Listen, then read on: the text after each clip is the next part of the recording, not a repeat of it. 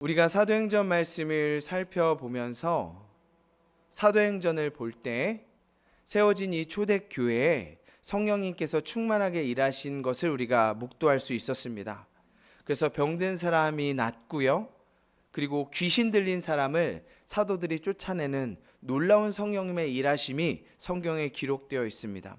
이적과 표적이 계속 일어났고 초대교회는 점점 유대인들이 어떤 사람이에요? 예수님을 죽인 사람들입니다. 그런데 그들 가운데 성령님의 일하심으로 말미암아 그 예수를 죽였던 유대인들이 예수가 우리가 그 기다리던 그리스도이시다, 예수가 구원자이다라고 고백하게 되는 놀라운 일들이 일어났고 예루살렘에 예수를 주로 고백하는 사람들이 넘쳐 흘러나게 되었습니다.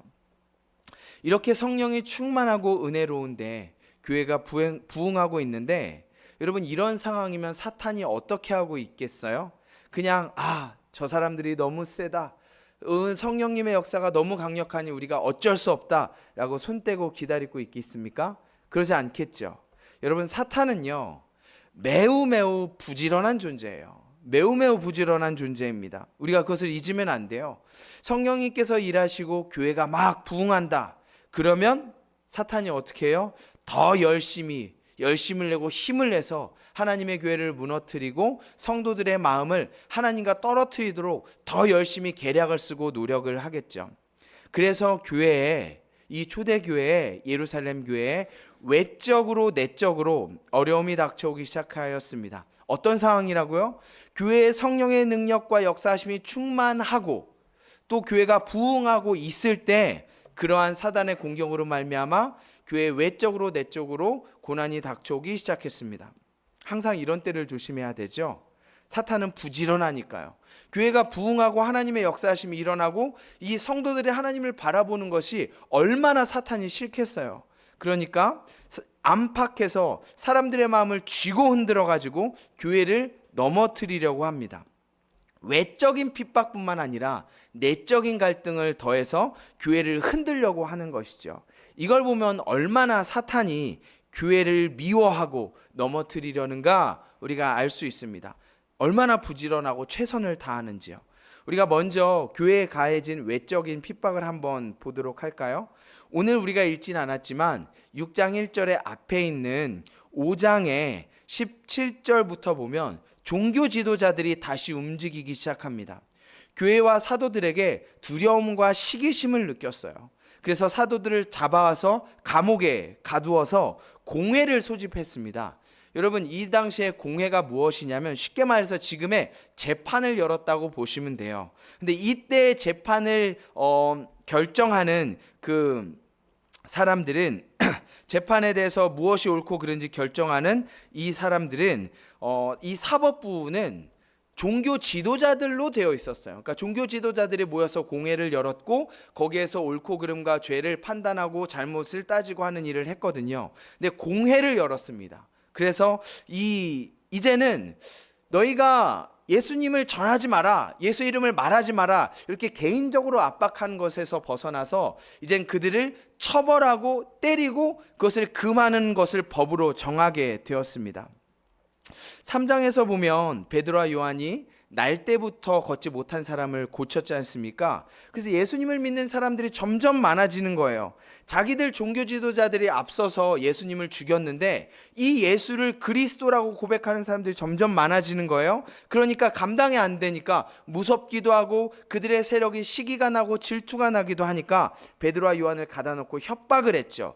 예수가 그리스도라고 가르치지 말아라. 그리고 가르치지 마는 것뿐만 아니라 입에도 올리지 말아라. 예수의 이름을 말하지도 말아라라고 협박을 했는데 사도들이요 성령 충만한데 그 협박이 통했겠어요? 그래가지고 계속해서 예수님을 전하고 그들을 통해서 기사와 표적이 나타나니까 점점 교회가 부흥되었죠. 그래서 종교자들이 시기가 나고 무섭기도 했어요. 그래서 5장 40절에 보면 처음으로 이 사도들을 처벌합니다. 채찍질을 가하는데요. 이게 사도들이 받았던 처음의 물리적인 핍박이었어요. 그래서 사도들과 교회에 처음으로 외적인 어떠한 물리적인 핍박이 다가오게 되는 것이죠. 사탄의 외적인 공격이 들어온 것이죠. 사탄의 손에 흔들리는 종교 지도자들을 통해서. 그런데 교회가 어떻게 되었습니까? 41절에 보면 사도들이 이러한 상황에 어떻게 했냐? 그 이름을 위하여 능욕받는 일에 합당한 자로 여기심을 기뻐하면서 공회 앞을 떠났습니다. 오히려 이 공회에 의해서 맞고 채찍질을 당하고 예수 이름을 말하고 그것을 가르치는 것을 법으로 금지했음에도 맞는 것 때문에 고난당한 것 때문에 기뻐했다라고 본문이 증언합니다. 그리고 기뻐하면서 끝나지 않고 42절에 보면 그들이 날마다 성전에 있든지 집에 있든지 예수는 그리스도라고 가르치기와 전도하기를 그치지 않았다. 고난을 당했는데도 오히려 더 예수님을 전하고 예수님을 증거하는 것이 사도들을 통해서 나타났습니다. 여러분, 어떻게 사도들이요 흔들리지 않고 핍박받는 것을 기뻐할 수 있을까요? 감당하고 참는 것은 믿음으로 그렇게 할 수 있겠다 생각할 수 있는데 사도들이 그것을 기뻐하였다. 예수의 이름으로 내가 고난을 당한 것을 기뻐하였다라고 본문이 증언합니다. 어떻게 기뻐할 수 있었을까요? 어떻게 기뻐할 수 있었겠어요? 그 해답은 말씀 때문이었습니다. 말씀 때문에. 예수님께서 사도들에게 주신 말씀 때문에. 우리 같이 말씀 볼까요? 마태복음 5장 11절 12절에 보면 PPT에도 있는데요. 예수님께서 이미 제자들에게 이렇게 말씀하셨죠. 나로 말미암아 너희를 욕하고 박해하고 거짓으로 너희를 거슬러 모든 악한 말을 할 때에는 너희에게 복이 있나니 기뻐하고 즐거워하라. 하늘에서 너희의 상이 큼이라. 너희 전에 있던 선지자들도 이같이 박해하였느니라. 그러니까 사도들이 이 말씀을 붙들었어요. 사도들이 말씀을 딱 붙드니까 오히려 우리가 받는 이 핍박이 자기의 신앙을 드러내는 간증이 되는 것이죠. 믿음으로 예수님의 말씀을 딱 붙드니까 진짜네? 우리에게 핍박이 오네? 예수님의 이름 때문에 우리가 핍박을 받네? 그러면 예수님께서 말씀하신 대로 우리에게 뭐가 있는 거예요? 복이 있고 상이 큰 거죠. 두려워할 일이 아니라 이것은 뭐예요? 기뻐할 일이구나. 사도들이 왜 고난 가운데서 기뻐할 수 있었느냐? 그들은 말씀을 딱 붙들었기 때문입니다. 여러분, 신앙생활은요, 말씀을 붙드는 생활이에요. 말씀을 붙드는 생활이에요. 말씀이 능력인 줄 믿습니다. 예수님께서요, 금식하시고 40일 동안 금식하셔서 육체가 가장 약하여졌을 때 사탄이 와서 예수님을 시험했죠. 그런데 예수님이 이 시험을 무엇으로 이기세요? 말씀으로 이기십니다. 말씀으로 응수하시고 말씀으로 사탄에 대해서 대적하시고 사탄을 내어 쫓으셨습니다. 말씀으로 승리하셨어요. 그냥 내 생각에 하나님은 이럴 것이다, 내 경험에는 하나님이 이럴 것이다, 아니요, 말씀으로 이기는 겁니다. 누군가 이러하였다가 아니라 기록된 말씀을 통하여. 에베소서 6장 16절 17절에 보면 이렇게 이야기합니다. 모든 것 위에 믿음의 방패를 가지고 이로써 능히 악한 자의 모든 불알사를 소멸하고 구원의 투구와 성령의 검, 곧 뭐요? 하나님의 말씀을 가지라. 여러분, 여기서 성령의 검은 은사나 이런 게 아니에요. 뭡니까? 하나님의 말씀입니다. 성령의 능력과 충만함과 인자함으로 기록된 하나님의 말씀, 그것이 성령의 검이라고 본문이 증언합니다.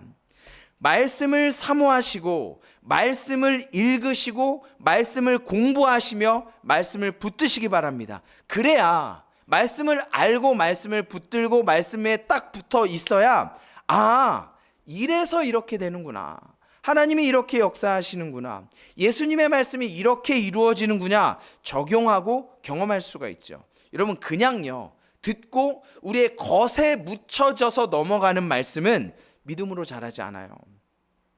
예수님께서요, 이 말씀을 뿌린 것에 대해서 비유하셨어요. 마태복음 13장에 보면 씨 뿌린 자의 비유가 있는데, 씨가 말씀이라고 했죠. 씨가 떨어진 4가지 밭이 등장합니다. 길가, 돌밭, 가시떨기밭, 그리고 좋은 밭. 그 중에서 돌밭을 잠깐 살펴볼 텐데요. PPT 화면을 참고하셔서 마태복음 13장 5절에서 6절을 한번 같이 볼까요? 덜어는 흙이 얕은 돌밭에 떨어짐에 흙이 깊지 아니하므로 곧 싹이 나오나 해가 돋은 후에 타서 뿌리가 없음으로 말랐고. 이 비유에 대해서, 그러니까 돌밭에 말씀이 떨어졌을 때, 씨가 떨어졌을 때 싹이 났는데 해가 돋은 후에 뜨겁고 뜨거운 태양볕 앞에 뿌리가 없어서 말라 죽었다. 타서 말라 죽었다. 이 비유에 대해서 예수님께서 친절하게 20절, 21절에 설명해 주셨죠. 같이 한번 볼까요? 돌밭에 뿌려졌다는 것은 말씀을 듣고 즉시 기쁨으로 받되 그 속에 뿌리가 없어 잠시 견디다가 말씀으로 말미암아 환난이나 박해가 일어날 때에는 곧 넘어지는 자요. 여러분, 말씀이 떨어졌어요. 싹이 났습니다. 싹이 났는데 왜 타서 말라 죽었다고 예수님이 설명하셨어요? 왜요? 뿌리가 없었기 때문에요. 뿌리가. 말씀을 듣고 그 자리에선 기쁨으로 받았습니다. 그러니까 이런 거예요. 말씀이 뿌려져서 그것을 내가 겉으로 듣고 귀로는 듣고 내 옷에 묻어는 있어요. 그런데 그 말씀이 그 뿌리가 자라게 하는 영양분으로 가지 못했었다는 거예요. 말씀이 대충 겉에만 묻고 뿌려지는 것이 아니라 말씀을 씻고 먹고 삼키고 소화가 돼서 뿌리까지 내려가야 뿌리가 자라게 되는 것이죠. 말씀을요, 아 그렇구나, 참 좋은 말씀이다, 그것이 하나님의 말씀이구나, 은혜가 되는 말씀이구나, 여기서 넘어가면 그 순간의 말씀만 기쁨으로 받아 넘어가는 것인데요, 이것을 우리가 소화해서 이것을 받아 누려서 이 믿음으로 역사하시는 말씀을 경험해서 양분으로 내려가야 뿌리가 깊이 내려가게 되는 것이죠. 근데 이게 양분으로 가지 않고 뿌리가 내려가지 않으면 해가 돋을 때 뜨거운 햇볕에 이 식물이 어떻게 돼요? 말라서 타서 죽는다. 예수님께서 햇볕에 뜨거운 그 환경에 타서 죽는 것, 이 뜨거운 햇볕을 뭐라고 얘기하셨죠? 환난이나 박해라고 이야기했습니다. 뜨거운 햇빛, 환난이랑 박해. 여러분, 근데요, 이 뜨거운 햇빛, 환난이랑 박해, 뜨거운 햇빛이 이 돌짝밭에만 내려쬐겠어요? 아니죠. 뜨거운 햇빛은 좋은 밭에도 내려쬐입니다. 좋은 밭에도 내려쬐요. 뜨거운 햇빛은 좋은 밭, 돌짝밭, 가시밭, 길가밭 다 내려쬐는 거예요. 하지만 말씀에 뿌리가 있는 사람은 오히려 그것을 양분으로 삼아서 더 튼튼하게 자랍니다. 그게 식물에 자라는 거 아니겠어요? 뜨거운 햇빛이 필요해요. 그래야 더 튼튼하고 강하게 많은 열매를 맺는 건강한 식물로 자라가게 되죠. 그래서 사도들이 채찍을 맞은 이후에도 뜨거운 햇볕에 노출되어 있는데도 어디에 뿌리가 깊게 박혀 있어요? 말씀을 양분으로 해서 뿌리가 깊게 박혀 있으니까 오히려 건강하게 자라고 하나님의 역사하심을 경험으로 받아들이게 되는 것이죠. 그래서 그들이 더 하나님을 한 번 더 경험하는 귀한 계기가 되는 겁니다. 그리고 이때 교회는 어떻게 되느냐? 6장 1절 오늘 본문 앞에 보면 그때 제자가 더 많아졌다 이렇게 말합니다. 교회에 핍박이 왔을 때 교회는 움츠러들고 쪼그라들고 점점 숨어들어요? 아니요. 더 제자가 많아집니다. 여러분, 여기에서 제자가 많아졌다 그랬어요. 이 당시 초대교회에도 예수님을 믿지 않는 사람들이 같이 있었습니다. 누구예요? 아나니아와 삽비라처럼. 교회에 있는 것이 좋아서 유행이고 먹을 것도 주고 분위기도 좋고 이러니까 교회에 함께 했었던, 그러나 예수님을 믿지 않는 사람들이 있었습니다. 그러나 6장 1절에는 제자가 많아졌다 그랬어요. 예수님을 정말로 믿고 나의 주인으로 고백하며 나의 구세주로 고백하는 제자들이 많아지기 시작했습니다. 언제요? 교회에 고난이 왔을 때 그 말씀에 뿌리 박힌 신앙으로 말미암아 교회는 흥황하여지고 건강해지고 점점 부흥하게 되는 것이죠. 6장 1절 하반절에는요, 이제는 이런 외적인 공격이 아니라 사탄의 내적인 공격이 드러납니다. 6장 1절 하반절에 보면 헬라파 유대인들이 자기의 과부들이 매일의 구제에 빠짐으로 히브리파 사람을 원망하니, 헬라파 유대인들과 히브리파 유대인들이 등장하고 그들의 트러블이 있었음을 성경 본문이 증언합니다. 여러분, 헬라파 유대인들은요, 헬라어, 그리스어죠. 당시에 로마 시대 때 통용했던 언어. 그러니까 근데 유대인들, 그 이스라엘에 살았던 사람들은 아람어나 히브리어를 사용했어요. 근데 헬라파 유대인들은 무엇이냐면 어떠한 개인적인 이유, 주석가의 설명을 보자면 이렇게 얘기하더라고요. 그러니까 나이가 많은 사람들이 예루살렘에 묻히기 위해서 과부나 혹은 나이가 많은 사람들이 많이 이제 예루살렘에 이방 지역에 로마의 전역에 흩어져 살다가도 예루살렘에 묻히기 위해서 이제 그 예루살렘에 모여 살다가 거기에서 선포된 사도들의 복음을 통해서 예수님을 믿게 된 사람들이 많았다라고 이렇게 해석을 하기도 하거든요. 이 사람이 주로 주된 헬라파 사람들이었을 거예요. 그러니까 이 사람들은 원래 어디가 삶의 터전이었어요? 이 유대 땅 예루살렘이 아니라 로마나 안디옥이나 이렇게 유럽에 흩어져 있는 그 로마의 그리스 문명의 영향을 받는, 로마의 영향을 받는 곳에서 살았던 사람이기 때문에 헬라어를 능숙하게 사는 사람들이었어요. 근데 그 사람들은 헬라파 유대인들이에요. 유대인이긴 한데 헬라파 사람들 이렇게 불렀고요. 히브리파 사람들은 그렇지 않고 아람어나 히브리어를 사용하는 이 이스라엘 땅에 살았던 이 유대인들을 이야기하죠. 그들 사이에 문제가 생겼습니다. 어떤 문제가 생겼냐면 헬라파 과부들이 교회의 구제 혜택에서 자꾸 제외가 되는 겁니다. 누구요? 헬라파 과부들이요. 여러분, 우리가 말씀을 통해서 초대교회 성령의 놀라운 역사하심으로 일어났던 한 가지 현상을 들었습니다. 무엇죠? 자기의 것을 내 것이라고 주장하지 않고 내가 가진 물건, 밭이나 재물을 팔아서 하나님의 나라와 교회를 위해서 사용하기를 아깝게 여기지 아니하고 팔아서 그 재물을 사도들 발 앞에 드렸다라고 이야기하는 것이 이 초대교회에 일어난 일이었죠. 근데 그 재물로 뭐 했냐면 이 어려운 사람들을 돕고 구제하는 일에 주로 많이 사용이 되었습니다. 이 구제에 누가 제외되기 시작해요? 헬라파 과부들이 제외되기 시작했다. 여러분, 이 헬라파 사람들은 주로 히브리파 유대인들보다 이 땅의 삶의 터전이나 이런 것들이 좀 빈약하겠죠. 원래 자기가 살던 곳이 아니었으니까요. 그렇죠? 그런데 특히 그 중에서도 과부들이라고 하면 얼마나 더 삶이 어려웠겠어요. 그래서 그들이 더 구제의 혜택을 많이 받아야 하고 교회의 어떤 돌봄의 영향을 많이 받아야 하는데 이 헬라파 과부들이 거기에서 제외되기 시작했습니다. 왜 제외됐을까? 종교개혁자 칼빈은 여기에 대해서 이렇게 해석을 하기도 했어요. 그러니까 뭐냐면 사도들이 히브리파 사람이에요, 헬라파 사람이에요? 히브리 사람들이죠. 이스라엘 극우에 살았으니까. 그러니까 당연히 히브리 말에 더 능통했을 것이고 히브리 사람들을 더 잘 알았겠죠. 그래서 누가 과부이고 누가 어려운지 히브리 사람이 어려운 것을 더 잘 알았겠어요? 헬라파 과부들이 어려운 걸 더 잘 알았겠어요? 당연히 히브리파 사람이 어려운 걸 다 잘 알았겠죠. 그래서 돕다 보니까 헬라파 사람들이 좀 쇠회되었다, 이렇게 칼빈을 해석하기도 해요. 근데 성경이 명확하게 뭐라고 얘기하는지는 모르기 때문에 정확하게는 모르지만 어쨌든 간에 헬라파 사람들, 과부들이 그 구제의 혜택에서 소외되기 시작했었던 거죠. 그러면 헬라파 사람들, 우리는 헬라파 사람들인데 우리를 차별하는 것처럼 느끼는 이 상황을 굉장히 싫어했고 불만을 가지게 되었죠. 그래서 오늘 본문에 보면 원망하게 되었다, 이렇게 이야기합니다. 여러분, 사도행전 4장 35절 37절에 보면 이 자기가 재산을 팔아서 어디에 두었어요? 사도들의 발 아래 두었다라고 이야기합니다. 그러니까 이 재물을 나누고 구제하는 일을 결정하는 것에 가장 핵심적인 역할, 무엇을 결정하는 것을 누가 한 거예요? 사도들이 했단 말이에요. 그런데 사도들이 이 일을 감당했는데 교회의 성도들이 너무 많이 늘어나는 거예요. 기록된 것만 사도행전 2장에만 3,000명, 4장에는 남자만 5,000명. 그 외에도 많은 사람들이 예수 그리스도를 믿는 도에 굴복하여서 예수를 주라 고백하고 교회에 소속되는 사람들이 많아졌거든요. 몇 천 명, 남자만 5,000명, 그리고 3,000명이면 얼마예요? 8,000명. 거기에다가 여자 포함하면 거의 10,000명이 넘는 인원이 갑자기 교회에 몰려드는 거죠. 그래서 이 중에서 누가 어렵고 누가 구제가 필요한 것을 사도들이 결정해서 나누어 주었는데, 그러니까 구멍이 생기게 되었겠죠.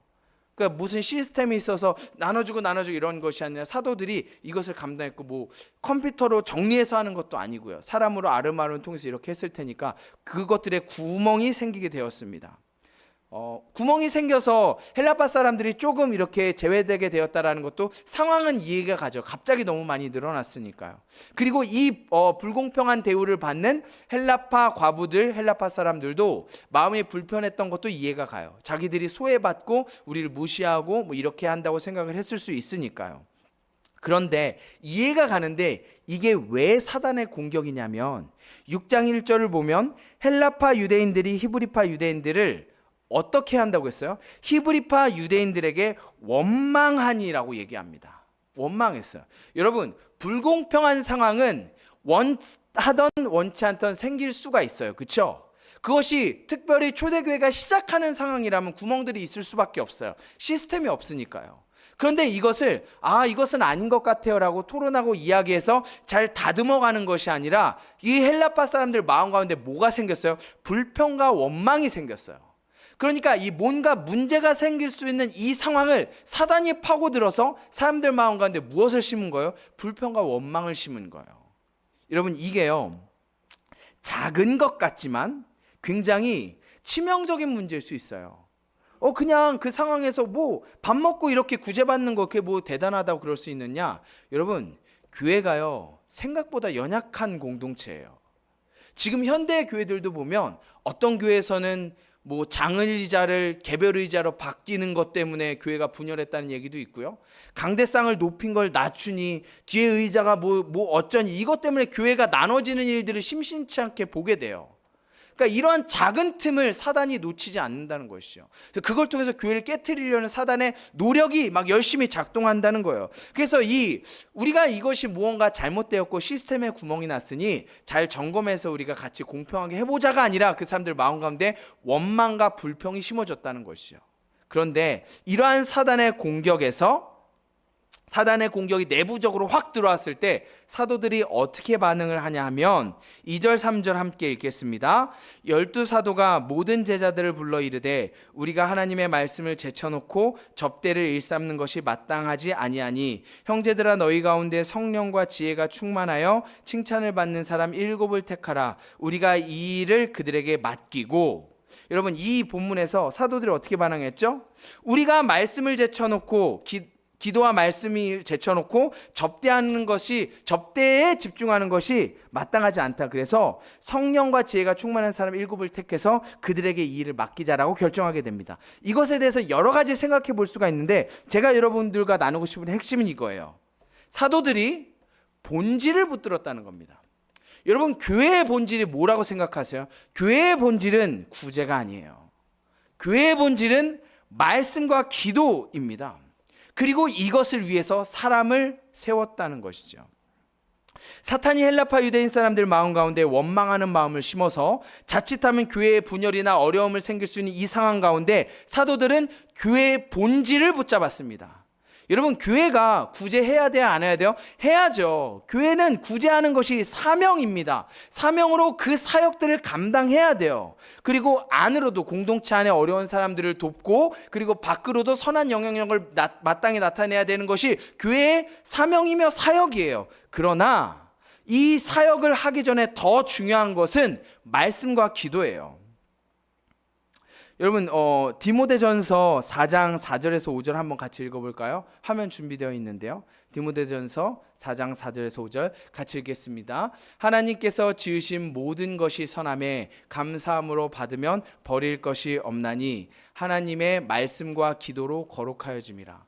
하나님께서 주신 모든 것, 사역들도 다 해야 하고 선한데 중요한 것은 뭐예요? 하나님께 구분되어지고 우리가 세상의 어떠한 사람들을 섬기는 이런 봉사단체가 아닌 것은 우리가 무엇이기 때문이요? 말씀과 기도로 거룩하여진 구별된 하나님의 공동체이기 때문에 그래요. 여러분, 교회가요 섬김과 구제를 감당하기 위해서 왜 이걸 합니까? 교회가 왜 사람들을 섬기고 구제하고 사람들을 위해서 우리 자신을 희생하며 내어드려야 돼요? 왜요? 하나님의 사랑 때문이란 말이에요. 그런데 말씀과 기도가 없으면 하나님을 사랑할 수 없고 성령의 충만함을 경험할 수 없기 때문에 교회의 말씀과 기도가 끊어지면, 이것이 끊어지고 구제와 봉사에 치중한다면 그건 교회의 본질을 잃어버린 거예요. 교회는 사회단체가 아니란 말이에요. 좋은 일을 하는 봉사단체와의 차이점은 교회가 세상 사람들을 섬기는 것은 하나님의 사랑 때문이라는 것이죠. 그래서 말씀과 기도가 없이 일에만 치여서 봉사하고 섬기는 거에만 너무 쏠려서 성도들과 목회자들이 그 일에만 너무 바쁘다면 그것은 본질을 잃어버린 것이고 건강한 것이 아니라는 것이죠. 사도들이 그것을 기억했습니다.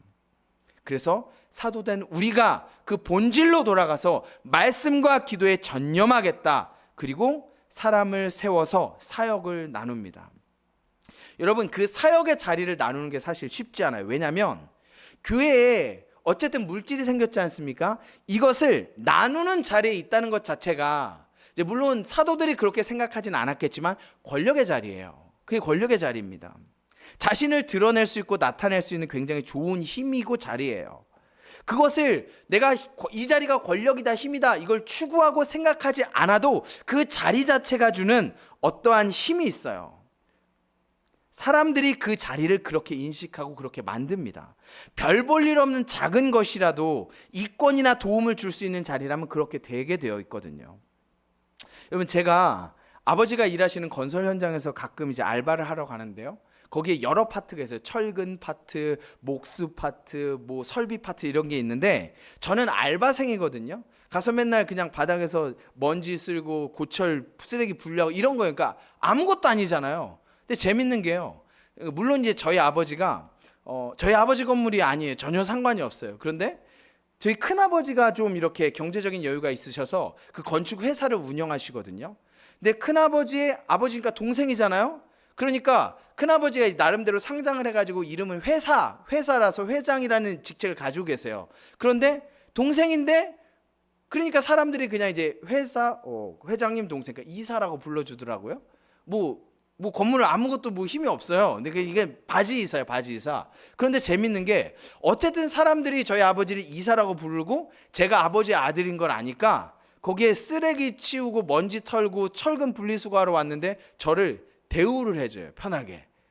그 철근 파트에서 자기들 먹으려고 참을 사왔다가 저를 보면 줘요. 왜 먼지 털러 온 사람들한테 그냥 쓰레기 줍고 쓰레기 분리수거라는 그 알바생이 그렇게 하겠어요? 자리라는 게 그렇거든요. 제가 이사라는 직책을 가지고 있는 바지 이사라도 아들이라는 것을 알기 때문에. 그러니까 여러분, 이 사도들이 그것을 추구하지 않았어도 그리고 물질들을 나누고 구제하는 것을 결정하는 자리에 있었다면 사람들이 그거를 좀 이렇게 챙기고 높여주고 이렇게 할 수 있는 충분한 자리였단 말이에요. 그렇죠? 사도들이 그렇게 인식을 했다면 더 문제겠지만 사도들은 그것을 과감하게 나누고 내려놓았어요. 여기에 대한 인식이 없었다는 것을 이야기하고 그것을 건강하게 나누기 시작했었다는 것이죠. 그것을 과감하고 아낌없이 내던집니다. 우리의 본질은 이것이 아니라 나를 높이고 드러내고 내가 어떤 자리에서 무슨 권력과 인정을 받는 것이 아니라 말씀과 기도이다. 사도들이 이걸 기억하고 그 자리를 아낌없이 고민하지 않고 내려놓았단 말이에요. 그래서 사람들을 이 자리에 세워버립니다. 그것은 사람들을 어떻게 세웠냐, 내가 원하고 이 사람 괜찮아 입김으로 세운 것도 아니고요. 2절에 보면 모든 제자들을 불렀다라고 이야기합니다. 여기서 제자는 예수님의 제자가 아니에요. 당시에 예루살렘 교회를 이루던 성도들, 예수님을 주로 고백하는 성도들을 다 모아가지고 그 사람들을 불러서 너희가 뽑으라고 이렇게 결정을 하게 합니다. 사도들의 입김이 아니라 교회의 성도들이 뽑게 해요. 여러분, 그래서 교회의 임직자를 투표해서 뽑는 거예요. 성경의 원리에 의해서 너희가 뽑아라. 그런데 어떤 사람을 뽑아요? 성령과 지혜가 충만한 사람. 이 순서가 굉장히 지혜예요. 지혜와 성령이 충만한 사람이 아니라 먼저 우선시되는 게 성령 충만한 사람 중에서 지혜가 충만한 사람이에요. 여러분, 지혜가 필요하죠. 왜냐하면 그 많은 사람들에게 어떤 것을 나누고 어떤 집이 어떤지 이렇게 파악하고 하려면 지혜가 필요하죠. 그러나 성령 충만하지 않는 지혜는 하나님의 교회에 별 의미가 없다는 것이에요. 그래서 성령 충만한 사람 중에서 지혜로운 사람을 뽑았던 것이죠. 그래서 7명의 집사를 세웁니다. 5절을 보면 온 무리가 이것을 기뻐하였어요. 7 집사를 뽑습니다. 그 뽑힌 7명의 집사의 명단이 7절에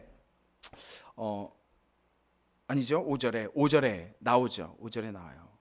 그리고 그렇게 되자 어떤 일이 벌어집니까? 7절에 보면 하나님의 말씀이 점점 왕성하여졌다라고 이야기합니다. 그래서 어떻게 돼요? 예루살렘에 있는 제자의 수가 더 힘이 많아졌다가 아니라 더 힘이 많아졌다. 근데 여러분, 숫자가 늘어났다가 핵심이 아니라 저는 더 중요한 것은 그 하반절에 있다고 보는데 처다한 제사장의 무리도 이 도에 복종하였다고 이야기해요. 이 제사장은 어떤 사람들입니까? 유대교에 자기의 삶을 걸고 있는 사람들이에요. 예수를 죽이는데 역할을 어느 정도 했었던 사람들이고요. 근데 이 제사장의 무리도 예수가 그리스도라고 고백하는 이 도에 복종하기 시작합니다. 놀라운 일이죠. 성령의 놀라운 역사죠. 어떤 일에 집중했을 때요? 본질에 집중했을 때. 교회는 그래서 말씀과 기도가 핵심이라는 거예요. 여러분, 신앙생활의 핵심은 뭡니까? 말씀과 기도예요. 그것을 빼놓고는 그리스도인이 온전한 하나님의 선하심을 경험할 수가 없습니다. 그리고 그 예로 등장하는 사람이 누굽니까? 8절부터 나오는 스데반 집사예요. 그 지혜와 말씀이 성령과 지혜가 충만한 사람, 그 스데반 집사, 그 집사들이 어떻게 하였는가가 예시로 이제 등장하는 것이죠. 핵심은 무엇이냐?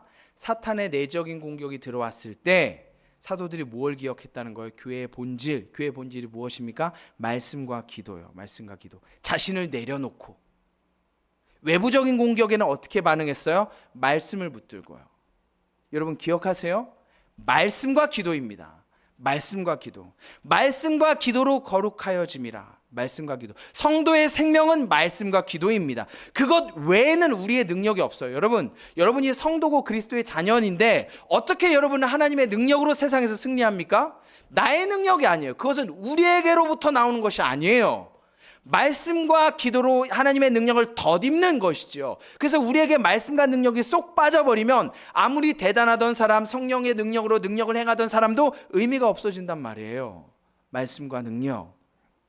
말씀과 기도로 성령 충만할 때 사탄의 계략에서 공격에서 능히 승리하고 사탄의 불화살을 소멸하게 될 줄 믿습니다. 그리고 그로 인해서 어떤 상황이 나타나요? 우리의 믿음이 자라나고 하나님의 말씀이 흥왕하여지고 이 도에 굴복하는 사람들이 많아지게 되는 것을 말씀을 통해서 보게 됩니다. 그 살아계신 하나님을 우리가 말씀과 기도를 붙들 때 경험하게 될 줄 믿습니다. 에베소서 6장 12절부터 18절 말씀을 우리가 오늘 말씀의 결론으로 같이 읽고 말씀을 마무리하려고 합니다. 에베소서 6장 12절부터 18절입니다. 화면도 준비되어 있어요. 같이 한번 천천히 내용을 생각하면서 같이 읽겠습니다. 시작. 우리의 씨름은 혈과 육을 상대하는 것이 아니요 통치자들과 권세자들과 이 어둠의 세상 주관자들과 하늘에 있는 악의 영들을 상대함이라. 그러므로 하나님의 전신갑주를 취하라. 이는 악한 날에 너희가 능히 대적하고 모든 일을 행한 후에 서기 위함이라. 그런즉 서서 진리로 너희의 허리띠를 띠고 의의 호심경을 붙이고 평안의 복음이 준비한 것으로 신을 신고 모든 것 위에 믿음의 방패를 가지고 이로써 능히 악한 자의 모든 불화살을 소멸하고 구원의 투구와 성령의 검 곧 하나님의 말씀을 가지라. 모든 기도와 간구를 하되 항상 성령 안에서 기도하고 이를 위하여 깨어 구하기를 힘쓰며 여러 성도들을 위하여 구하라. 하나님의 살아계심을 경험하고 말씀과 기도로 거룩하여지는 저와 여러분이 되시기를 주님의 이름으로 축복합니다.